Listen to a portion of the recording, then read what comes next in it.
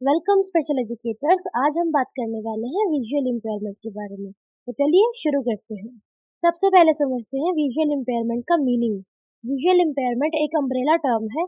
मतलब ये कोई एक कंडीशन नहीं है, बल्कि इसके अंदर दो कैटेगरीज आती हैं, ब्लाइंडनेस और लो विजन। आरपीडब्ल्यूडी एक्ट 2016 के अकॉर्डिंग विजुअल इम्पेयरमेंट में सिर्फ ये दो कंडीशंस इंक्लूड की गई हैं।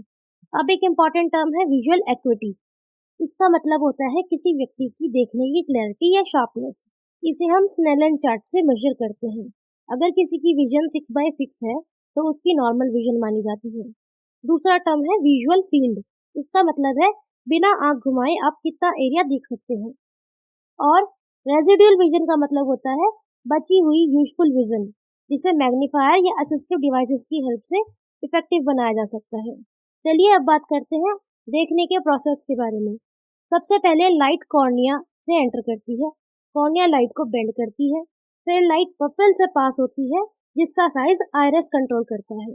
उसके बाद लेंस लाइट को रेटिना पर फोकस करता है। रेटिना पर इमेज बनती है। ये इमेज रियल, इन्वर्टेड और डिमिनिश्ड होती है। रेटिना के रोड्स और कोन्स इस लाइट को इलेक्ट्रिकल सिग्नल में कन्वर्ट करते हैं। ये सिग्नल ऑप्टिक नर्व के थ्रू ब्रेन के विजुअल कॉर्टेक्स तक पहुंचता है। यहाँ एक बहुत इंपॉर्टेंट बात याद रखिएगा कि आंख सिर्फ इमेज रिसीव करती है, लेकिन इमेज को समझने का काम ब्रेन करता है। Exam tip: retina image formation, optic nerve impulse carry, visual cortex interpretation. Okay, अब हम उन आई डिसऑर्डर्स के बारे में पढ़ेंगे जो कि इंडिया में कॉमन है। सबसे पहला है कैटरैक्ट। इसमें आई लेंस क्लाउडी हो जाता है और विजन ब्लर हो जाती है। दूसरा है ग्लूकोमा। इसमें आई प्रेशर बढ़ने से ऑप्टिक नर्व डैमेज होती है, इसलिए इसे साइलेंट थीफ ऑफ साइट कहा जाता है। अगर इसे टाइम से ट्रीट ना किया जाए तो ब्लाइंडनेस भी हो सकती है। अब आते हैं रिफ्रैक्टिव एरर्स पर। रिफ्रैक्टिव एरर्स का सिंपल मतलब है कि आंख की लाइट को रेटिना पर सही फोकस नहीं कर पाना, इसलिए इमेज क्लियर नहीं बनती है। इसके तीन कॉमन टाइप्स हैं। मायोपिया यानी कि नियर साइटेडनेस, इसमें पास की चीजें क्लियर और दूर की चीजें ब्लर दिखती है। जबकि हाइपरमेट्रोपिया में फार साइटेडनेस होती है, इसमें दूर की चीजें क्लियर दिखती है और पास की चीजें क्लियर नहीं दिखती है। फिर है एस्टिमेटिज्म, जिसमें कॉर्निया की शेप इरेगुलर होती है, इसलिए हर डिस्टेंस पर इमेज डिस्टॉर्टेड या ब्लर दिखती है। इन तीनों ही टाइप्स को जनरली कॉन्टैक्ट लेंसेज या स्पेक्टिकल्स से करेक्ट किया जा सकता है। Next we have corneal blindness, जिसमें कॉर्निया जो कि आंख का ट्रांसपेरेंट फ्रंट पार्ट होता है, इंजरी, इन्फेक्शन या डिजीज की वजह से डैमेज हो जाता है। इससे लाइट प्रॉपर्ली एंटर नहीं कर पाती है और विजन अफेक्ट होती है। उसके बाद आता है डायबिटिक रेटिनोपैथी, जिसमें डायबिटीज के पेशेंट में ये दिक्कत देखने को मिलती है। जब ब्लड शुगर बहुत समय तक हाई रहती है तो रेटिना की छोटी सी ब्लड वेसल्स डैमेज हो जाती है। इस वजह से ब्लीडिंग, स्वेलिंग या धीरे धीरे विजन लॉस होने लगता है। Then we have vitamin A deficiency, जो बच्चों में बहुत इंपॉर्टेंट टॉपिक है। विटामिन ए आंखों की हेल्थ के लिए बहुत ज़रूरी होता है। इसकी कमी से नाइट ब्लाइंडनेस हो जाती है और अगर ट्रीटमेंट ना मिले तो परमानेंट ब्लाइंडनेस भी हो जाती है। इसके बाद है रेटिनाइटिस पिगमेंटोसा। ये एक जेनेटिक या इनहेरिटेड डिजीज है। इसमें रेटिना धीरे धीरे खराब होने लगता है। सबसे पहले नाइट विजन कम होती है, फिर साइड विजन, जिसे हम पेरिफेरल विजन भी कहते हैं, धीरे धीरे कम होती चली जाती है। और लास्ट है आरओपी, यानी रेटिनोपैथी ऑफ प्रीमेच्योरिटी। ये उन बेबीज में होती है जो टाइम से पहले यानी कि प्रीमेच्योर बर्थ वाले होते हैं। इनमें रेटिना का ब्लड वेसल्स प्रॉपरली डेवलप नहीं हो पाता है, जिसकी वजह से सीवियर विजन का लॉस भी हो सकता है। अब आते हैं ब्लाइंडनेस की बात पर। आरपीडब्ल्यूडी एक्ट 2016 के अकॉर्डिंग ब्लाइंडनेस की डेफिनेशन विजुअल एक्यूटी और विजुअल फील्ड दोनों के बेसिस पर दी गई है। Blindness means any person suffering from visual impairment which even after correction has a visual acuity of less than 3/60 or a corresponding less than 10 degree from a point of fixation. Blindness वाले learner generally braille, tactile method और auditory learning का use करते हैं। इन्हें printed material पढ़ने में बहुत difficulty होती है। ओरिएंटेशन और मोबिलिटी ट्रेनिंग की भी ज़रूरत होती है। फंक्शनल लिमिटेशन में ये इंडिपेंडेंट मोबिलिटी, फेस रिकॉग्निशन और विजुअल लर्निंग में प्रॉब्लम्स फेस करते हैं। आपको ब्लाइंडनेस और लो विजन में डिफरेंस समझना बहुत इंपॉर्टेंट है। लो विजन का मतलब है कि पर्सन की विजन कम है लेकिन कंप्लीटली एब्सेंट नहीं है। इनका प्राइमरी लर्निंग मीडियम ब्रेल होता है, मतलब उसके पास अभी रेजिडुअल विजन है। ये learners magnifier, large print books, high contrast material और असिस्टिव टेक्नोलॉजी की हेल्प से पढ़ सकते हैं। इसलिए इनका primary learning medium generally print होता है। तो चलिए अब बात करते हैं क्लासिफिकेशन ऑफ विजुअल इम्पेयरमेंट के बारे में। सबसे पहला है डिग्री ऑफ विजन, दूसरा है टाइम ऑफ ऑनसेट, कंजेनिटल या एक्वायर्ड। कंजेनिटल मतलब बर्थ से प्रेजेंट और एक्वायर्ड मतलब डेवलप हुआ। एजुकेशनल क्लासिफिकेशन में लर्नर दो कैटेगरी में डिवाइड किए जाते हैं, ब्रेल लर्नर और प्रिंट लर्नर। फंक्शनल क्लासिफिकेशन में भी दो कैटेगरीज होती है, ब्लाइंडनेस और लो विजन। अब समझ लेते हैं सेंसस 2011 को। इसके अकॉर्डिंग इंडिया में डिसेबिलिटी से रिलेटेड डाटा कलेक्ट किया गया था, जिसमें विजुअल डिसेबिलिटी भी इंक्लूड की गई थी। ये डाटा गवर्नमेंट को पॉलिसी बनाने, एजुकेशनल प्लानिंग, इंक्लूसिव एजुकेशन और रिहैबिलिटेशन सर्विसेज प्रोवाइड करने में हेल्प करता है। स्पेशल एजुकेटर के लिए ये स्टैटिस्टिक्स इसलिए इम्पोर्टेंट है क्योंकि इन्हीं के बेसिस पर स्कूल्स में रिसोर्सेज, टीचर्स और सपोर्ट सर्विसेज प्लान की जाती है। सेंसस 2011 इंडिया की 15 सेंसस थी। इसमें पहली बार डिसेबिलिटी से रिलेटेड डाटा यूएनसीआरपीडी गाइडलाइंस के अकॉर्डिंग कलेक्ट किया गया था, जिससे डिसेबिलिटी प्लानिंग और इंक्लूसिव एजुकेशन को और बेटर बनाया जा सके। विजुअल डिसेबिलिटी डाटा के अकॉर्डिंग लगभग 50.56 लाख लोग विजुअल डिफिकल्टी से अफेक्टेड हैं। इनमें 14.88 लाख लोग ब्लाइंडनेस और 35.67 लाख लोग लो विजन की कैटेगरी में आते हैं। डिसेबिलिटी चाहे कोई भी हो, अर्ली आइडेंटिफिकेशन बहुत ज़रूरी है, क्योंकि लाइफ के पहले कुछ साल चाइल्ड के डेवलपमेंट के सबसे क्रिटिकल ईयर्स होते हैं। इसी टाइम ब्रेन, लैंग्वेज, लर्निंग सबसे फास्ट डेवलप होते हैं और विजुअल इम्पेयरमेंट को जल्दी आइडेंटिफाई कर लिया जाता है तो चाइल्ड को टाइम पर सपोर्ट मिल जाता है। इससे language development, concept formation, cognitive development और सोशल पार्टिसिपेशन सब इम्प्रूव होते हैं। अर्ली आइडेंटिफिकेशन का एक और फायदा है कि सेकेंडरी प्रॉब्लम जैसे कि dependency, low confidence, social isolation काफ़ी कम हो जाता है और प्रिवेंट किया जा सकता है। एक स्पेशल एजुकेटर के लिए इसका मतलब ये है कि जितनी जल्दी चाइल्ड आइडेंटिफाई होगा, उतनी जल्दी उसकी आईईपी, क्लासरूम अडेप्टेशन और असिस्टिव डिवाइस प्लान किए जा सकेंगे। अब देखते हैं अर्ली आइडेंटिफिकेशन के बाद क्या होता है। सबसे पहले विजन स्क्रीनिंग की जाती है। ये एक बेसिक आई चेकअप होता है जिससे पता चलता है कि चाइल्ड को विजन प्रॉब्लम हो सकती है या नहीं। अगर स्क्रीनिंग में प्रॉब्लम मिले तो चाइल्ड को ऑप्थेल्मोलॉजिस्ट यानी कि आई स्पेशलिस्ट के पास रेफरल दिया जाता है। वहाँ डिटेल्ड मेडिकल डायग्नोसिस होता है। डायग्नोसिस के बाद शुरू होता है अर्ली इंटरवेंशन। इसमें चाइल्ड को educational support, low vision devices या braille training, orientation and mobility training और डेली लिविंग स्किल्स सिखाई जाती हैं।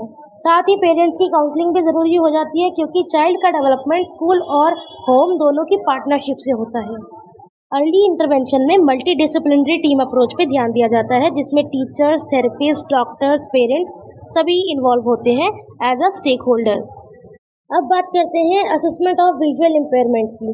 सबसे पहले एक बात याद रखिएगा, असेसमेंट का मतलब सिर्फ आई टेस्ट करना नहीं होता। असेसमेंट एक कंप्लीट प्रोसेस है जिससे कि हमें पता चल सके कि चाइल्ड की विजुअल प्रॉब्लम क्या है, उसका लर्निंग पर कितना इफेक्ट पड़ रहा है और उसके लिए किस टाइप का एजुकेशनल सपोर्ट देना चाहिए। असेसमेंट भी 3 टाइप के होते हैं, मेडिकल, फंक्शनल एंड लर्निंग।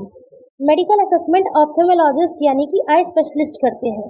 इसमें medical history, visual equity, refraction, visual field और आई हेल्थ चेक की जाती है। लेकिन सिर्फ मेडिकल रिपोर्ट से एजुकेशनल प्लानिंग कंप्लीट नहीं होती है, इसलिए फंक्शनल विजन असेसमेंट किया जाता है जिसे हम FVA बोलते हैं। इसका मतलब है कि चाइल्ड अपनी बची हुई विजन को रियल लाइफ और क्लासरूम में कैसे यूज करता है, जैसे बोर्ड देख पाता है या नहीं, बुक पढ़ पाता है या नहीं, क्लास में सेफली मूव कर पाता है या नहीं। Then we have learning media assessment LMA। ये डिसाइड करता है कि चाइल्ड के लिए सबसे इफेक्टिव लर्निंग मीडियम क्या होगा, normal print, large print, Braille, audio या असिस्टिव डिवाइसेस। इसके अलावा टीचर ऑब्जर्वेशन और क्लासरूम असेसमेंट भी बहुत इंपॉर्टेंट होते हैं, क्योंकि टीचर ही ऑब्जर्व करता है कि चाइल्ड किस तरीके से पार्टिसिपेट कर पा रहा है और क्या क्या डिफिकल्टी फेस कर रहा है।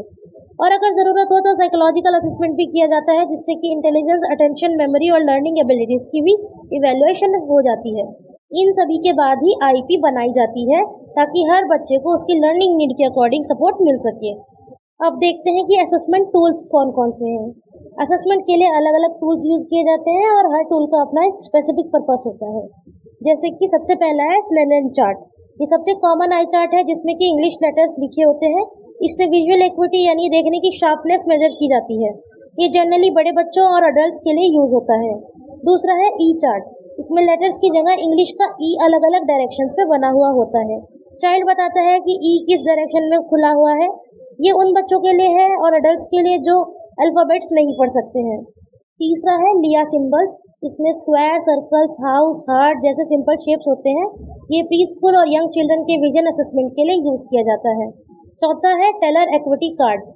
ये इन्फेंट्स और 0 से 3 साल के बच्चों के लिए यूज होता है, जिसमें कि बेबी किस साइड देख रहा है उसके बेसिस पर उसका विजन असेस किया जाता है। अब बात करते हैं कुछ स्पेशल टेस्ट की, जैसे कि Ishihara test colour vision check करता है, जिसमें कि अगर चाइल्ड को कलर ब्लाइंडनेस है तो वो नंबर्स आइडेंटिफाई नहीं कर पाता है। विजुअल फील्ड टेस्ट, जहां साइड विजन चेक किया जाता है। अगर पेरिफेरल विजन कम है तो चाइल्ड को साइड से आने वाली ऑब्जेक्ट्स दिखने में प्रॉब्लम होगी। Then we have refraction test, जिससे कि मायोपिया, हाइपरमेट्रोपिया और एस्टिमेटिज्म जैसे रिफ्रैक्टिव एरर्स का पता चलता है और उसी के अकॉर्डिंग स्पेक्टिकल्स प्रिस्क्राइब किए जाते हैं। और लास्ट है कंट्रास्ट सेंसिटिविटी टेस्ट। ये बताता है कि चाइल्ड हल्का कंट्रास्ट यानी कि सिमिलर कलर्स या लाइट डार्क ऑब्जेक्ट्स को कितनी अच्छी तरीके से आइडेंटिफाई कर पा रहा है। ये स्पेशली लो विजन लर्नर्स के लिए इम्पोर्टेंट है। चलिए आप समझते हैं प्राइमरी इफेक्ट्स ऑफ ब्लाइंडनेस। ये वो प्रॉब्लम्स है जो डायरेक्टली विजन लॉस की वजह से होती है। ये ब्लाइंडनेस का सीधा रिजल्ट होती है। सबसे पहला है लिमिटेड कंसेप्ट फॉर्मेशन। जब चाइल्ड नहीं देख पाता है तो उसके कंसेप्ट सिर्फ सुनने या टच करने पर डिपेंड करते हैं, इसलिए साइज, शेप, डिस्टेंस, कलर जैसे कंसेप्ट डेवलप होने में टाइम लग सकता है। दूसरा है restricted visual experiences. Normal child देखकर बहुत कुछ सीखता है, लेकिन ब्लाइंड चाइल्ड को ये अपॉर्चुनिटीज कम मिलती हैं। तीसरा है delayed motor development. Vision movement को गाइड करती है, इसलिए क्रॉलिंग, वॉकिंग, रनिंग या आई हैंड कोऑर्डिनेशन में भी डिले हो जाता है। चौथा है difficulty in orientation and mobility. Child को डिस्टेंस जज करने में, ऑब्स्टेकल पहचानने में और इंडिपेंडेंटली चलने में डिफिकल्टी होती है। पांचवा इफेक्ट है स्लो इंसिडेंटल लर्निंग। इसका मतलब है बिना पढ़े सिर्फ देखकर सीखना। ब्लाइंड चाइल्ड को ये नेचुरली कम मिलती है। इसके बाद है पुअर विजुअल मेमोरी और लिमिटेड इमेजिनेशन। ये भी डेवलप हो सकती है क्योंकि इमेजिनेशन भी काफ़ी हद तक एक्सपीरियंस पर बेस्ड होती है। याद रखिएगा, ये सब डायरेक्ट इफेक्ट है, इसलिए इन्हें प्राइमरी इफेक्ट कहते हैं। और अगर बात करें सेकेंडरी इफेक्ट्स ऑफ ब्लाइंडनेस की, तो इसमें इन्वायरमेंट और लैक ऑफ सपोर्ट की वजह से ये डेवलप होते हैं, जैसे कि सोशल आइसोलेशन। इसका मतलब दूसरे बच्चों के साथ इंटरेक्ट कम करना। डिपेंडेंसी ऑन अदर्स, यानी कि हर छोटे काम के लिए दूसरों पर डिपेंड रहना। लो सेल्फ कॉन्फिडेंस, जहां चाइल्ड को लगता है कि वो कुछ नहीं कर सकता है। इसके अलावा क्लासरूम और कम्युनिटी एक्टिविटीज में लिमिटेड पार्टिसिपेशन। कम्युनिकेशन डिफिकल्टीज और इमोशनल प्रॉब्लम जैसे कि फ्रस्ट्रेशन, एंजाइटी या सैडनेस, ये डेवलप हो जाती है। लेकिन अच्छी बात यह है कि सेकेंडरी इफेक्ट्स को रिड्यूस किया जा सकता है। कैसे? तो ये हम कर सकते हैं early identification, early intervention, family support, social skills training, assistive devices और इंक्लूसिव क्लासरूम की हेल्प से। चलिए अब समझ लेते हैं कि सिलेक्टिव एजुकेशनल प्लेसमेंट क्या है। प्लेसमेंट का मतलब है चाइल्ड को उसकी नीड के अकॉर्डिंग सबसे सुटेबल एजुकेशनल सेटिंग प्रोवाइड करना। सबसे पहला ऑप्शन है इंक्लूसिव स्कूल। ये सबसे प्रेफर्ड प्लेसमेंट है। यहाँ पे चाइल्ड रेगुलर क्लासरूम में पढ़ता है और ज़रूरत पड़ने पर रिसोर्स टीचर या अकोमोडेशंस मिलते हैं। दूसरा है रिसोर्स रूम। यहाँ पर चाइल्ड दिन का कुछ टाइम स्पेशल एजुकेटर के साथ स्पेंड करता है और ब्रेल, ओरिएंटेशन, मोबिलिटी या लो विजन की ट्रेनिंग ले लेता है। तीसरा ऑप्शन है स्पेशल स्कूल। ये उन चिल्ड्रन के लिए होता है जिनको सीवियर विजुअल इम्पेयरमेंट या मल्टीपल डिसेबिलिटीज है और इंटेंसिव सपोर्ट की ज़रूरत होती है। और लास्ट है होम बेस्ड एजुकेशन। जब चाइल्ड हेल्थ इश्यूज या सीवियर डिसेबिलिटी की वजह से स्कूल नहीं आ सकता है, तब एजुकेशन घर पर प्रोवाइड की जाती है। इसी के साथ आपने एक प्रिंसिपल भी पढ़ा होगा, प्रिंसिपल ऑफ LRE, यानी कि लीस्ट रिस्ट्रिक्टिव एनवायरनमेंट। मतलब चाइल्ड को जितना पॉसिबल हो उतना इंक्लूसिव एनवायरनमेंट में एजुकेशन मिलनी चाहिए। Now next we have special educator को विजुअली इम्पेयर्ड चाइल्ड को कैसे पढ़ाना चाहिए, यानी कि टीचिंग प्रिंसिपल्स। सबसे पहला है इंडिविजुअलाइजेशन। यहाँ हर चाइल्ड की विजन और लर्निंग नीड अलग हो सकती है, इसलिए टीचिंग भी इंडिविजुअल नीड्स के अकॉर्डिंग होनी चाहिए। दूसरा है मल्टी सेंसरी अप्रोच। सिर्फ विजन पर डिपेंड मत कीजिएगा, टच, हियरिंग, मूवमेंट और रेजिडुअल विजन का मैक्सिमम यूज कीजिए। तीसरा प्रिंसिपल है कॉन्क्रीट टू एब्स्ट्रैक्ट। पहले रियल ऑब्जेक्ट दिखाइए, उन्हें टच करवाइए, उसके बाद पिक्चर्स और फाइनली एब्स्ट्रैक्ट कॉन्सेप्ट सिखाइए। चौथा है लर्निंग बाय डूइंग। चाइल्ड को सिर्फ सुनाइए नहीं, बल्कि खुद एक्टिविटीज करने का मौका दीजिए। पांचवा है यूज ऑफ असिस्टिव टेक्नोलॉजी, जैसे कि Braille display, screen reader, magnifier और ऑडियो बुक्स। साथ ही चाइल्ड को इंडिपेंडेंट बनाना भी टीचर का एक इम्पॉर्टेंट गोल है। क्लासरूम सेफ, वेल लिट और क्लटर फ्री होनी चाहिए। और लर्निंग को स्ट्रॉन्ग बनाने के लिए रिपीटिशन और रेगुलर प्रैक्टिस भी बहुत ज़रूरी है।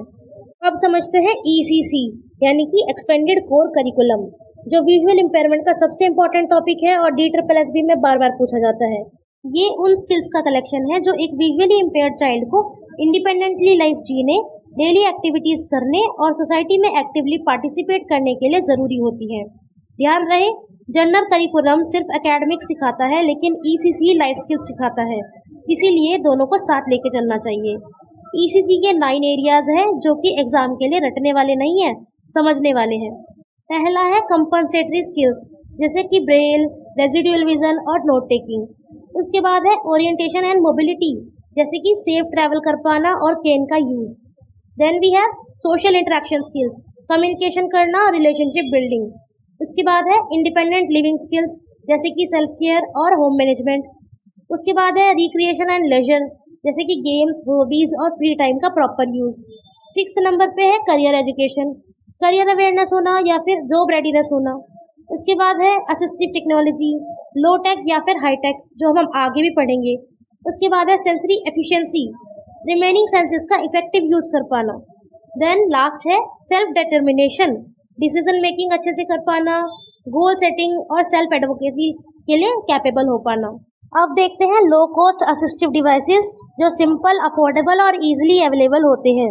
ये डिवाइसेस लर्निंग, मोबिलिटी और डेली लिविंग में हेल्प करते हैं। सबसे कॉमन डिवाइस है लार्ज प्रिंट बुक्स, जो लो विजन स्टूडेंट्स के लिए होती है। मैग्नीफायर, जिसमें कि छोटे लेटर्स को बड़ा करके दिखाया जाता है। एबेकस, मैथ्स कैलकुलेशन के लिए। Braille slate and stylus, writing के basics tool. Braille paper, braille लिखने और पढ़ने के लिए। टॉकिंग कैलकुलेटर, नंबर और कैलकुलेशन को बोलकर बताता है। डेजी प्लेयर या ऑडियो बुक्स, लिसनिंग के लिए, जिससे कि हम पढ़ाई कर पाएं। टैक्टाइल मैप्स, रेज्ड मैप्स, जिससे कि रूट्स और एक्सेसिबल प्लेसेस को समझना इजी हो जाता है। ओरिएंटेशन केन, सेफ मोबिलिटी और इंडिपेंडेंट वॉकिंग के लिए। बोल्ड लाइन नोटबुक, यानी कि सीधा और नीट राइटिंग को मेंटेन करने में हेल्प करती है। फिर आते हैं एडवांस्ड असिस्टिव डिवाइसेस। ये टेक्नोलॉजी बेस्ड डिवाइसेस होते हैं जो विजुअली इम्पेयर्ड स्टूडेंट को इंफॉर्मेशन एक्सेस, कम्युनिकेशन, एजुकेशन और इंडिपेंडेंट लिविंग में सपोर्ट करते हैं। सबसे इंपॉर्टेंट डिवाइसेस हैं स्क्रीन रीडर, जैसे कि जॉज एंड नवेडा, जो कंप्यूटर का टेक्स्ट स्पीच में कन्वर्ट करता है। रिफ्रेशेबल ब्रेल डिस्प्ले, कंप्यूटर का टेक्स्ट ब्रेल डॉट्स में कन्वर्ट करता है। मोबाइल स्क्रीन रीडर्स, एंड्रॉइड में टॉकबैक और आईफोन में वॉइस ओवर। डिजिटल मैग्नीफायर, जैसे कि स्क्रीन पर टेक्स्ट को और इमेजेस को जूम करना। उसके बाद है ब्रेल इम्बॉसर, डिजिटल टेक्स्ट को ब्रेल प्रिंट में कन्वर्ट करता है। स्मार्ट कैन, ऑब्स्टेकल डिटेक्ट करने में वाइब्रेशन या साउंड से अलर्ट कर देती है। Daisy player, digital talking books कहलाती हैं। Electronic Braille note taker, Braille में नोट्स लिखने और सेव करने के लिए होता है। GPS navigation device, audio directions के थ्रू इंडिपेंडेंट ट्रैवल करने के लिए। सीसीटीवी मैग्नीफायर, प्रिंटेड बुक्स को स्क्रीन पर मैग्नीफाई करके दिखाता है। और एक इम्पॉर्टेंट बात यह है कि हर डिवाइस का सिलेक्शन चाइल्ड की इंडिविजुअल नीड और विजुअल एबिलिटी के अकॉर्डिंग किया जाता है। ये लाइन DSSB में कंसेप्चुअल क्वेश्चन के लिए बहुत इंपॉर्टेंट है।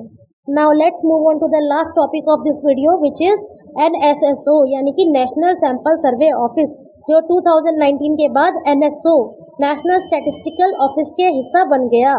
NSSO की 76th राउंड रिपोर्ट, जो कि 2018 के अकॉर्डिंग है, उसमें इंडिया में ओवरऑल डिसेबिलिटी प्रिवेलेंस 2.2% रिपोर्ट की गई है। रूरल एरियाज में 2.3% और अर्बन एरियाज में 2%। जेंडर वाइज देखें तो मेल्स में 2.4% और फीमेल्स में 1.9% डिसेबिलिटी प्रिवेलेंस रिपोर्ट हुई है।